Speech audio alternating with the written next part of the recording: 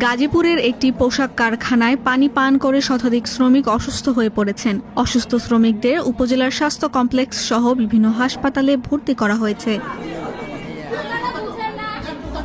18 June সকালে গাজীপুরের ড্রেসম্যান limited নামের একটি কারখানায় এই ঘটনা ঘটে। অসুস্থ কয়েকজন শ্রমিক অভিযোগ করেন, কারখানার পানিতে দুর্গন্ধ ছিল। পানি পান করার কিছুক্ষণের মধ্যেই তারা অসুস্থ বোধ করেন। ধীরে ধীরে শতাধিক শ্রমিক অসুস্থ হয়ে পড়েন। সে পানি খাবার লাগছে, আর যারা যারা পানি খাইছে তাদের পেটের মধ্যে ঘাঁটে মাথা ঘুরন দিয়ে পড়ে পানি খাইছিল গতকাল রাতেও এরকম অবস্থা ছিল, অল্প সকালে হয়ে গেছে। অফিসে যাওয়ার পর সবাই একসাথে এরকম হয়। চিকিৎসকরা বলছেন, রোগী এসেছেন হাসপাতালে, তাদের মধ্যে উন্নত চিকিৎসার জন্য কয়েকজনকে অন্য হাসপাতালে পাঠানো হয়েছে। প্রায় 110 জনের মতো রোগী একসাথে এসেছে। তাদের কাছে যে শুনেছি, এটা খাবার পানি খাওয়ার পর থেকে তারা পেটে ব্যথা এবং শ্বাসকষ্ট অনুভব করেছে, এবং আসার পরে আমরা আমাদের হাসপাতালে সব রোগীকে প্রাথমিক চিকিৎসা দিয়েছি এবং সমস্ত ওষুধ হাসপাতাল থেকে আমরা সাপ্লাই দিয়েছি।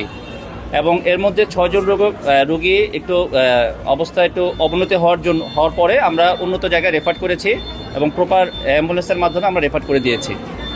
এখন মোটামুটি রোগী সব সেটেল আছে এবং 110 জন রোগীর মধ্যে 3 জন গর্ভবতী মহিলাও আছে।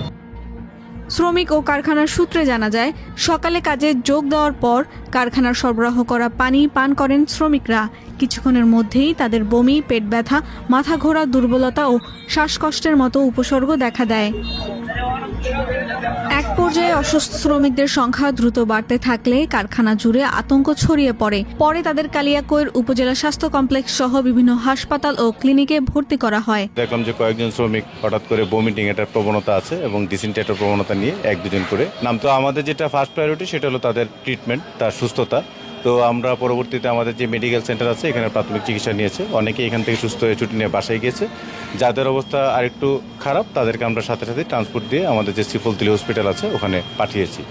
আর আপনি যে সংখ্যাটা বলছেন, আসলে আমরা ওই সময়টায় সংখ্যাটা নিয়ে যে কাউন্ট করবো, গুনবো, এরকমটা করার সুযোগ হয়নি।